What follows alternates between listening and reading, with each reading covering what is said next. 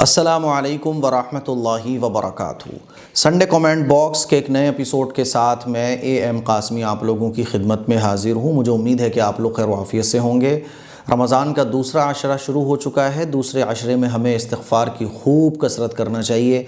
अस्तग़फ़िरुल्लाह अस्तग़फ़िरुल्लाह अस्तग़फ़िरुल्लाह, खूब इस्तिग़फ़ार की कसरत दूसरे अशरे में आपको करनी है। और जब दुआ करें तो मुझे अपनी दुआओं में ज़रूर याद रखें। सवालों का सिलसिला शुरू करने से पहले मैं आप लोगों को बताना चाहूँगा कि 5 साल पहले जो मस्जिद हम सब लोगों ने मिलकर तामीर करवाई थी, अल्हम्दुलिल्लाह अब नमाजियों की तादाद बढ़ गई है, स्पेस नाकाफ़ी हो चुका है।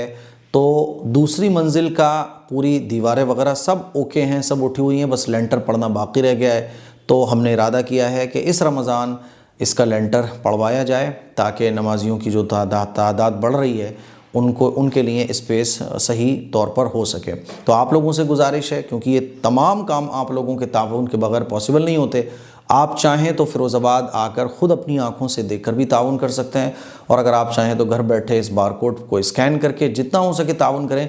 सिर्फ लेंटर पड़ना है, चार दीवारी, चारों तरफ की जो दीवारें वगैरह हैं पिलर के साथ मुकम्मल तौर पर उठी हुई हैं, लेंटर पड़ना है, जिसमें तकरीबन 6 लाख रुपए का खर्चा बैठ रहा है। आप लोग जितना हो सके ताउन करें। अभी हाल ही में आप लोगों ने मस्तूरात के लिए मस्जिद तामीर करवाई। अल्हम्दुलिल्लाह मस्तूरात की तरावी चल रही हैं, और ख़वातीन के लिए जो नज़म हम सब लोगों ने मिल के किया, अल्लाह इसको कबूल फ़रमाए। तो ये सब कुछ आप लोगों के ताउन से ही पॉसिबल हो पाता है। जितना हो सके आप लोग ताउन कीजिएगा। अच्छा, रमज़ान के महीने में हम गरीबों को राशन भी बांटते हैं, और ये भी आप लोगों के जो ज़कात होती हैं, आप लोगों का जो सदका खैरात होता है, ये मुस्तहिकीन तक हम पहुँचाते हैं। जैसे कि अभी 2-2 हज़ार रुपये के लिफाफे हमने अपने इलाके की बेवाओं को पहुँचाए।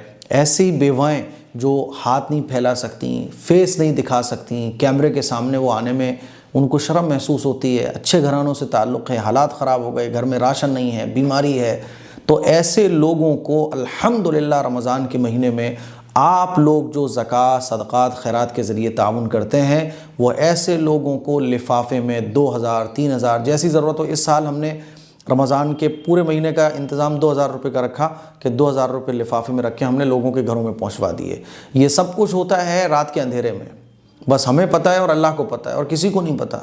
ऐसे घर होते हैं कि अगर वो चाहते हैं कि किसी को ना पता चले, तो हम रात में पहुँचते हैं उनके घर और वो लिफाफा उनको दे आते हैं। ये आपकी ज़कात और सदक़ात ऐसे लोगों तक पहुंचाई जा रही है। आप कभी आएँ तो आकर पूरी तहकीक भी कर सकते हैं। तो इसलिए अगर आप अपना ज़कात सदका खैरात लोगों तक पहुंचाना चाहते हैं तो आप इस बारकोड पर ताउन कर सकते हैं। ठीक है, चलिए सवालों का सिलसिला शुरू करते हैं। सना खान ने पहला सवाल पूछा है, अल्लाह आपको हमेशा सलामत रखे और बहुत खुशियाँ अता फ़रमाए। आपसे बहुत कुछ सीखने को मिलता है। कुछ सवाल हैं इनके। पहला सवाल है, तरावी बैठकर पढ़ सकते हैं? देखिए, तरावी बैठकर पढ़ सकते हैं। अगर कोई तकलीफ़ है तो बैठकर पढ़ लें, लेकिन अगर कोई तकलीफ़ नहीं है, बस सुस्ती की वजह से आप बैठकर पढ़ोगी तो सवाब आपका आधा रह जाएगा। नंबर 2, हुक्का पीना गुनाह है? हुक्का पीना अच्छा नहीं है, इसकी आदत नहीं बनाना चाहिए। नंबर 3, जूड़ा बांधने क्या जायज़ है? जूड़ा बांध सकते हैं, कोई हर्ज की बात नहीं है। नंबर 3, ज़बरदस्ती कसम लिखवाने पर भी कफ़ारा होगा? नहीं, ज़बरदस्ती कसम लिखवाने पर कफ़ारा नहीं होगा कि तुम्हें ऐसा करना होगा। कसम खाओ और हमने वो काम नहीं किया। ज़बरदस्ती कसम खाने से इंशाअल्लाह कोई प्रॉब्लम नहीं होगी। कोई ज़बरदस्ती अगर ऐसा करवा लेता है, वैसे ऐसा कौन करवाएगा, है ना? कोई बदमाश डाकू होगा, वही कह सकता है कि खा कसम, या कोई पता नहीं, मेरे तो समझ में नहीं आ रहा है कि ज़बरदस्ती भला कौन कसम खिलवा सकता है। तो अगर कोई खिलवा रहा है ज़बरदस्ती, तो अगर आप अपनी मर्ज़ी से खाओगी, एक तो होता है ना नॉर्मल हम लोगों के घर में जो डिस्प्यूट्स होते हैं, जो झगड़े होते हैं, जो प्रॉब्लम्स होते हैं, उसमें हम लोग कसम खा लेते हैं, वो अलग बात है। कोई बंदूक रख के आपसे कह रहा है कि नहीं कसम खाओ, ऐसा करोगे, तो इस कसम का एतबार नहीं होगा। नॉर्मल हम लोग जो किसी के लिहाज में खा लेते हैं, प्रेशर में खा लेते हैं, तो वो कसम तो फिर पूरी करना पड़ेगी। ठीक है। नंबर 4, ज़ोया नाम का मतलब क्या होता है? ज़ोया नाम का मतलब मुझे तो मालूम नहीं, अरबी में, फ़ारसी में, उर्दू में मुझे तो कुछ नज़र नहीं आया। अरबी का तो ऐसा, अरबी में कोई ज़ोया लफ्ज़ ही नहीं है, अरबी में और फ़ारसी में। बाकी किसी और डिक्शनरी की किताब में मिल जाए तो पता नहीं। तो फ़िलहाल ज़ोया नाम का मतलब मेरे तो समझ में नहीं आ रहा है। चलता है ये नाम बहुत ज़ोया, लेकिन ज़ोया नाम का कोई मतलब नहीं है, लेकिन बहरहाल अब रख गया है तो कोई बात नहीं है। सना खान पूछ रही हैं, अच्छा इनके तो हो गए ना। रोशनी खातून पूछ रही हैं, भाईजान उम्मीद है आप खैरियत से होंगे, मेरी पूरी फैमिली की तरफ से आपको रमज़ान मुबारक। इन्होंने पूछा है कि 10 दिन तक पीरियड्स होते रहते हैं और 12 दिन तक पीरियड्स हो गए हैं, इस ऐसे हालात में मुझे कितने दिनों तक रोज़ा नहीं रखना चाहिए। देखिए, पीरियड की जो टाइम है ज़्यादा से ज़्यादा वो 10 दिन है। 10 दिन हो गए आपके, 10 दिन के बाद भी अगर पीरियड आ रहा है तो फिर 10 दिन के बाद आप रोज़ा भी रखोगी, नमाज भी पढ़ोगी, और ये जो माना जाएगा ये इस्तिहाज़ा का माना जाएगा। ठीक है, तो ये जो 10 दिन है ना, 10 दिन तो आपके पीरियड के हो गए, और 10 दिन से ऊपर जितने भी दिन होंगे वो आपके इस्तिहाज़ा के शुमार होंगे। ठीक है, तो उन दिनों में 10 दिन से ऊपर के जो डेज़ हैं उनमें आप नमाज, रोज़ा, कुरान वगैरह सब पढ़ेंगी। अहमद पूछते हैं, उम्मीद है आप खैरियत से होंगे। हम आपके वीडियो तकरीबन 5 साल से ज़्यादा से देख रहे हैं, बहुत कुछ सीखने को मिला है। मेरा सवाल है, क्या सवाल है इनका, कि मेरी अम्मी को ख्वाब में भैंस नज़र आती है और बार बार आती है, इसका क्या मतलब है। देखिए, ये शैतानी वसवसे वाले जो ख्वाब होते हैं ना, वो हैं ये, तो इसीलिए इसको इग्नोर कीजिए। बहुत ज़्यादा टेंशन लेने की और बहुत ज़्यादा इनको सोचने की ज़रूरत नहीं है। जितना आप सोचोगे ये ख्वाब उतना ही ज़्यादा नज़र आएगा। फ़रहीन खाना पूछती है, मेरा सवाल है कि मेरे एक रिश्ते में हैं, वो ईवान हैं क्या, उनके एक बेटा है कमाने वाला और कोई नहीं है। हमारी बीमार रहती हैं, उनके पास 1-1.5 तोला सोना है, हम उनको ज़कात दे सकते हैं कि नहीं दे सकते। देखिए, 1-1.5 तोला सोने का मतलब क्या हुआ कि वो ऑलरेडी साहिब निसाब है ना। ज़कात हम उसको दे सकते हैं जो साहिब निसाब ना हो। अब कोई कहे कि यार वो सोना है उसके पास, जेवर हैं, लेकिन है तो वो गरीबी। अरे भाई, सोना और चांदी और जेवर अगर उसके पास है तो वो गरीब कहाँ है। एक बात अच्छे तरीके से समझो आप कि ज़कात जो है ना वो उन लोगों के लिए हैं जो बेचारे बिल्कुल सड़क पर हैं, ज़मीन पर हैं, उनके सरों पर छत नहीं है, खाने को खाना नहीं है, इलाज के लिए पैसा नहीं है। ज़कात ऐसे लोगों के लिए है। अब कोई सोना चांदी संभाल के रखा रहे और कहे कि भैया मेरे बड़े हालात ख़राब है, गरीब हूँ। अरे भैया, सोना चांदी तुम है तो तुम्हारे पास, इसको खर्च करो पहले। तो ज़कात का जो हकदार है वो शख्स है जो बेचारा खाने को तरस रहा है। अगर हम ऐसे ज़कात देते रहेंगे ना कि जिसके पास अगर थोड़ा बहुत सोना है, थोड़ा बहुत चांदी है, चलो भैया इसको भी ज़कात दे दो, है तो गरीब बेचारा, लेकिन वो साहब सोना चांदी के जेवर तो हैं, उसको वो बेच नहीं रहा है, सेल नहीं कर रहा है और गरीब बन के दिखा रहा है। ठीक है, वो गरीब है, लेकिन सोना और चांदी है, इसका इस्तेमाल उसके ऊपर करना वाजिब है। अभी वो ज़कात का मुस्तहिक़ नहीं होगा। ज़कात जो है ना वो बिल्कुल ऐसे लोगों के लिए है जो बिल्कुल बेचारे खाने को नहीं मिलेगा तो अब उनके फाके से उनकी ज़िंदगी फाके से गुजर रही है। अगर उनको इलाज नहीं मिलेगा तो बेचारे बीमारी में तड़पते रहेंगे। ऐसे लोगों के लिए ज़कात है।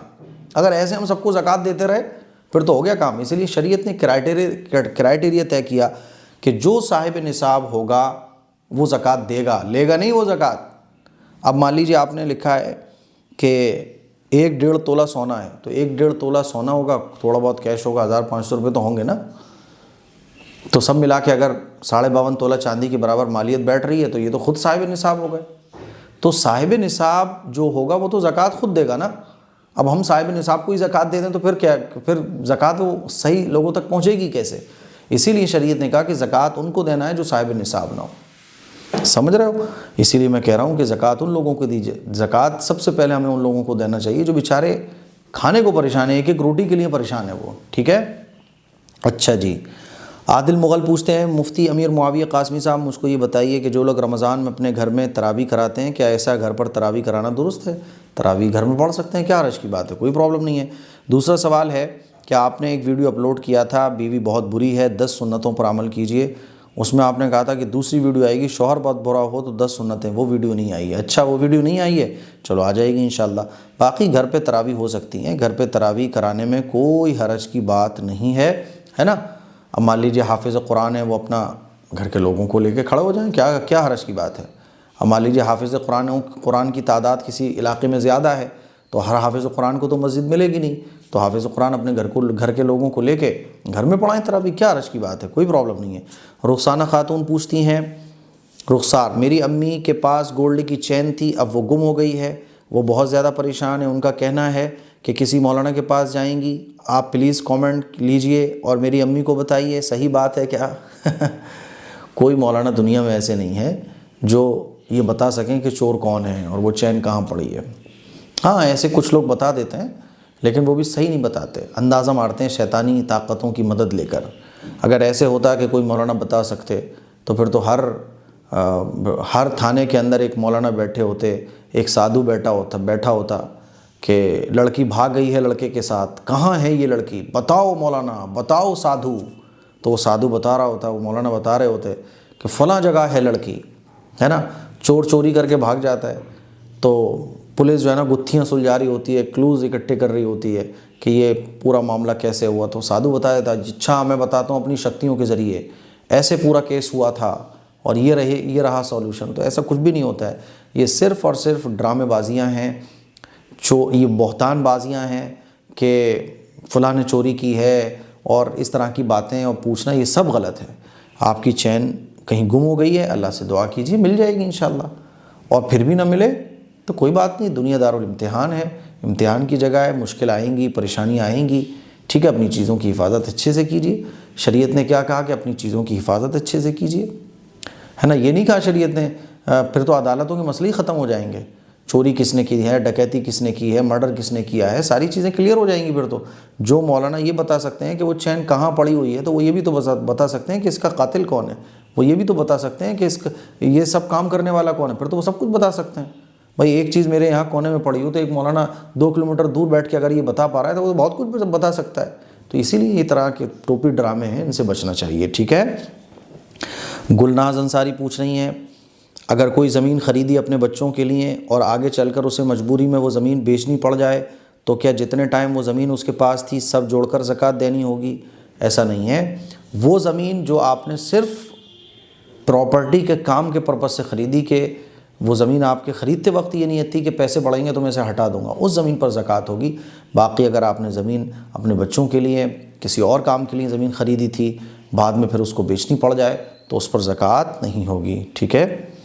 अच्छा जी, गुलनाज अंसारी ने यह भी पूछा है कि शौहर जिहाद पर गया, बीवी को घर से निकलने से मना किया, बीवी के माँ बाप के घर 2 घर छोड़कर ही था, माँ बाप बीमार हुए, हुजूर ने फरमाया जा सकती हो लेकिन शौहर की इजाज़त ज़्यादा बेहतर है। ऐसा कोई वाक़या मेरे ज़हन में तो नहीं है, है ना, मेरे ज़हन में ऐसा कोई वाक़या नहीं है और मैंने तो ऐसा कोई वाक़या पढ़ा नहीं है। ये बड़ा मशहूर लोग बयान वगैरह करते हैं कि वो उस औरत के जो ना माँ बाप भी मर गए लेकिन वो घर से बाहर नहीं निकली, उसने कहा कि नहीं शौहर की इजाज़त नहीं, तो शौहर से बेचारी वो इजाज़त कैसे लेती वो।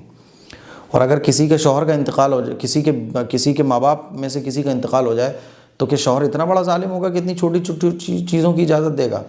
अरे अगर शौहर ये कह के जाता है कि घर पर रहना, घर से मत निकलना, तो मतलब क्या होता है इसका? बिला ज़रूरत नहीं निकलना। ये मतलब थोड़ी होता है कि नहीं कुछ भी हो जाए तो मैं घर से नहीं निकलना है, अजीब बात है। तो इस तरह का वाक़या ये मेरे इल्म में तो नहीं है।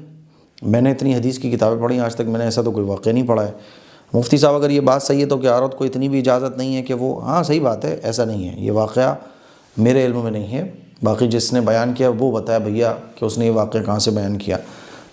अच्छा जी, कामरान अंसारी पूछते हैं, मुझे तरावी के बारे में बहुत ज़रूरी सवाल पूछना है।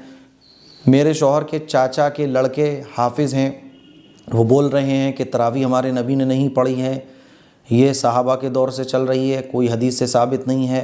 हदीस में है कि हमारे नबी ने 8 रकात तरावी पढ़ी, 3 वित्र। उन्हीं की बात सुनकर मेरे शौहर 20 रकात तरावी छोड़ दिए और मेरे से भी बोल रहे हैं तुमको भी 8 ही पढ़ना चाहिए। मुफ्ती साहब आप कोई हदीस बताइए, हम उनको ये वीडियो दिखा के समझा सकें। उनसे सिर्फ़ इतनी सी बात कहिए कि अल्लाह के नबी सल्लल्लाहु अलैहि वसल्लम के तरीक़ों को तुम ज़्यादा समझ सकते हो या सहाबा ज़्यादा समझते हैं? हज़रत अबू बकर सिद्दीक़ रज़ी अल्लाह ताला अन्हु से ज़्यादा समझदार हो तुम? हज़रत उमर फ़ारूक़ रज़ी अल्लाह ताला अन्हु से ज़्यादा समझदार हो? हज़रत उस्मान गनी, हज़रत अली रज़ी अल्लाह ताला अन्हुमा, इनसे ज़्यादा समझदार हो तुम? और चारों खुलफ़ा के बाद जो अशरे मुबशरा, वो 10 सहाबी जिनके बारे में हुज़ूर ने फरमाया कि ये जन्नती हैं, हज़रत अब्दुल्लाह इब्न अब्बास, हज़रत अब्दुल्लाह इब्न मसूद, हज़रत अबू हुरैरा रज़ी अल्लाह ताला अन्हु और तकरीबन 1 लाख सहाबा इकराम, क्या इनसे ज़्यादा समझदारी आ गई तुम्हारे अंदर? कि इनको नहीं समझ आया कि हुज़ूर 8 पढ़ा करते थे, तुम्हें समझ में आ गया 1400 साल के बाद? तुम अभी पैदा हुए हो, अभी दूध के दांत तुम्हारे उखड़े नहीं हैं, है ना, इल्म की ऐन भी अभी तुम्हें आती नहीं है। यानी जो सहाबा नहीं समझ पाए, नाऊज़ुबिल्लाह नाऊज़ुबिल्लाह, कितनी, यानी आप सोच कर देखिए कि हुज़ूर तो फरमा रहे हैं कि कुरान में अल्लाह ने फरमा दिया रज़ी अल्लाहु अन्हुम व रज़ू अन्हु, कि सहाबा के बारे में कि मैं इनसे राज़ी हो गया, ये मुझसे राज़ी हो गए। सहाबा के बारे में क्या फरमाया हुज़ूर अलैहिस्सलातु वस्सलाम ने कि अलैकुम बिसुन्नती व सुन्नतुल खुलफ़ाए राशिदीन, कि मेरे और मेरे सहाबा की सुन्नतों को मजबूती से पकड़ो। इतनी छोटी सी बात है कि एक बच्चा भी समझ जाए कि सहाबा नहीं समझ पाएंगे हुजूर ने 20 पढ़ी क्या 8 पढ़ी, तुम समझ जाओगे। और ये देखो एक छोटी सी और बात और समझो, इतनी छोटी सी बात कि बच्चा भी समझ जाए कि हुजूर से मोहब्बत तुम ज़्यादा करोगे या सहाबा ज़्यादा करेंगे। क्या ऐसा मुमकिन है कि हुजूर 8 रकात पढ़ें और सहाबा 20 पढ़ें? क्या यार अकल घास चरने चली गई तुम्हारी? अफसोस होता है मुझे ऐसे लोगों पर। यानी हुजूर 8 पढ़ें और सहाबा 20 पढ़ें, ऐसा मुमकिन है? अरे सहाबा तो वो थे कि हुजूर अगर वज़ू फरमाते थे ना तो हुजूर के चेहरे से लगकर गिरने वाला पानी ज़मीन पर नहीं गिरता था। सहाबा इकराम इश्क और मोहब्बत में उस पानी को भी अपने हाथों में लेकर अपने चेहरे से मल लिया करते थे। सहाबा इकराम तो हुजूर से ऐसा इश्क फरमाते थे कि एक एक सुन्नत पर ऐसा अमल कि जैसा हुजूर ने खाया वैसे खाना है, जैसे हुजूर ने पहना वैसे पहनना है। अरे ये दीन ही सहाबा के ज़रिए ही हम तक पहुँचा है नालायकों, ये दीन सहाबा के ज़रिए ही हम तक पहुँचा है। अरे अगर सहाबा ना होते किसके ज़रिए तुम्हें पता चलता कि नबी का तरीक़ा क्या है? नबी को नमाज़ पढ़ते हुए सहाबा ने देखा, नबी को वज़ू करते हुए सहाबा ने देखा, और सहाबा ने वो हदीसों की शक्ल में हम तक पहुँचाया कि हुजूर के वज़ू करने का तरीक़ा ये, नमाज़ पढ़ने का तरीक़ा ये। लेकिन अक़ल के अंधों क्या बताऊँ मैं यार, अजीब लगता है कि जब सहाबा के ऊपर तुम ये, यानी जब कोई आदमी ये कह रहा है कि हुजूर ने 20 पढ़ी हैं साहब, और ये जो तुम हुजूर ने 8 पढ़ी हैं और जो तुम ये 20 पढ़ रहे हो, ये तो नबी की सुन्नत नहीं है, ये तो सहाबा का तरीक़ा है। नाऊज़ु बिल्लाहि मिन ज़ालिक। नालायक, मैं इतने सख्त अल्फाज बोलने की मेरी आदत नहीं है, लेकिन ऐसे नालायक जो है ना सहाबा पर उंगली उठा रहे होते हैं, यानी कि सहाबा ने हुजूर के अमल को नहीं समझा। नाऊज़ु बिल्लाहि मिन ज़ालिक, अल्लाह हमारी हिफाजत फरमाए ऐसी शैतानी सोच से कि सहाबा ने जो है ना वो हुजूर के तरीक़े को नाऊज़ु बिल्लाह बदल दिया। क्या ये मुमकिन है कि सहाबा हुजूर के तरीक़े को बदल दे? यानी आप कहना क्या चाहते हो डायरेक्टली इनडायरेक्टली कि सहाबा ने हुजूर को देखा 8 रकात पढ़ते हुए और बाद में सहाबा ने तरीक़े को बदल दिया। हुजूर ने 20 पढ़ी, सहाबा ने 20 पढ़ी। हुजूर ने 3 दिन पढ़ाई, 3 या 4 दिन जमात के साथ, फिर उसके बाद हुजूर ने नहीं पढ़ाई तरावी की नमाज़, और फरमाया कि इसलिए ताकि ये नमाज़ तुम्हारे ऊपर फ़र्ज़ ना हो जाए, अब तुम लोग अकेले अकेले पढ़ो, अपने तौर पे पढ़ सकते हो। तो होता क्या था कि बाद साहबा इधर जमात बना के पढ़ रहे हैं, बाद साहबा इधर जमात बना के पढ़ रहे हैं, बाद साहबा इधर जमात बना के पढ़ रहे हैं। तो ऐसे मस्जिद में डिफरेंट जमात हुआ करती थी। हज़रत उमर फ़ारूक रज़ी अल्लाह तआला ने उन तमाम जमातों को एक जमात में कन्वर्ट कर दिया बस। और हुजूर ने क्या फरमाया कि मैंने तुम्हें अब इसलिए ये तरावी की नमाज़ नहीं पढ़ाई ताकि तुम्हारे ऊपर फ़र्ज़ ना हो जाए। तो बहुत अफसोस होता है मुझे ऐसे लोगों पर कि ख़ुद भी गुमराह होते हैं, दूसरों को भी गुमराह कर रहे होते हैं। भाई मेरा यकीन है कि हज़रत उमर फ़ारूक रज़ी अल्लाह तआला अन्हु अल्लाह के नबी की सुन्नत के ख़िलाफ़ नहीं कर सकते, मेरा यकीन है। और ठीक है, तुम्हें जो समझ में आ रहा है करो। मुझे फ़ख्र होगा कि कल आखिरत के मैदान में हज़रत उमर फ़ारूक रज़ी अल्लाह तआला अन्हु के साथ मैं खड़ा हूँगा कि या रसूल अल्लाह, मैंने तो आपके सहाबा की सुन्नतों को थामा, क्योंकि ये दीन सहाबा से ही हम तक पहुँचा है। सहाबा ने हुजूर से दीन को सीखा, सहाबा ने फिर अपने शागिर्दों को सिखाया जिनको ताबईन कहा जाता है, फिर उन्होंने अपने शागिर्दों को सिखाया, सीना बसीना ये दीन हम तक मुंतकिल हुआ है। अब 1400 साल पहले, 1400 साल के बाद ये नए नए टोटरू पैदा हो रहे हैं जो ये कहते हैं कि साहब हमने जो समझा हदीसों, हालांकि ये हदीसें भी सहाबा के ज़रिए ही तुम तक पहुँची हैं। नालायकों, शर्म करो थोड़ी सी। जब तुम ये कहते हो ना कि हुजूर ने 8 पढ़ी और सहाबा ने 20 पढ़ी, तो तुम सहाबा की शान में उंगली उठा रहे होते हो। अपने ईमान की फ़िक्र करो आप। जिन सहाबा के बारे में रज़ी अल्लाहु अन्हुम व रज़ू अन्हुम आया, जिन सहाबा के बारे में आया सिरातल लज़ीना अनअमता अलैहिम, जिन सहाबा के बारे में आया फ़उलाइका मअल लज़ीना अनअम अल्लाहु अलैहिम मिनन नबिय्यीन वस्सिद्दीक़ीन वश्शुहदाई वस्सालिहीन। थोड़ी सी तो यार शर्म करो यार। मेरे ख़्याल में अगर इतनी बात भी नहीं समझ में आए, इतना गैरत दिलाने पे भी किसी को नहीं समझ में आए, तो भैया ठीक है, तू जा, तुझे जो समझ में आ रहा है वो तू कर। मैं तो सहाबा के तरीक़े पर मर मिटूँगा, सहाबा ने जो किया वो करूँगा, बस मैं काम ख़त्म। मैं आज के मौलवी को फॉलो करूँ या जो सहाबा का तरीक़ा था उसको फॉलो। एक मौलवी खड़ा होकर कह रहा है कि 8 पढ़ना हुजूर की सुन्नत है। मेरे सहाबा का अमल मुझे मिल रहा है कि सहाबा 20 रकात तरावी पढ़ रहे हैं। मैं आज के मौलवी को ज़्यादा फ़क़ीह मानूंगा कि सहाबा को ज़्यादा फ़क़ीह मानूंगा? मैं आज के मौलवी की बात को ज़्यादा सही मानूंगा या सहाबा को ज़्यादा? बता मुझे, सहाबा से ज़्यादा इल्म वाला है तू? अल्लाह अकबर। इसीलिए मेरे अज़ीज़ भाइयों, मेरी बहनों, इतना सख्त मैं बात नहीं करता, लेकिन क्या करूँ, नहीं समझते लोग। इतना भी इनको समझ नहीं आती कि जब तुम ये कह रहे होते हो कि ये तरीक़ा ऐसा था याद रखो कि सहाबा से ये पॉसिबल ही नहीं है।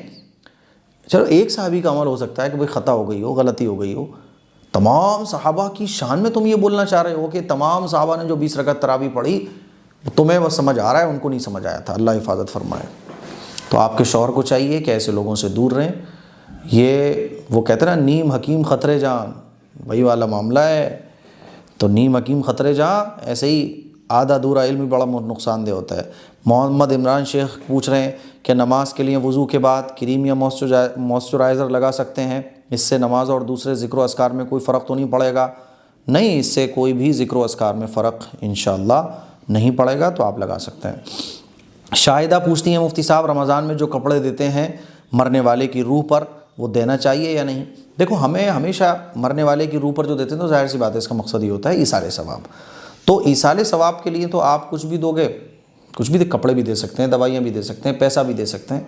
मेरा मानना ये है कि जो ज़रूरतमंद सामने है, या तो हम उसकी जो ज़रूरत हो वो पूरी करें, और सबसे बेहतर है ज़रूरत पूरी करने के लिए पैसा।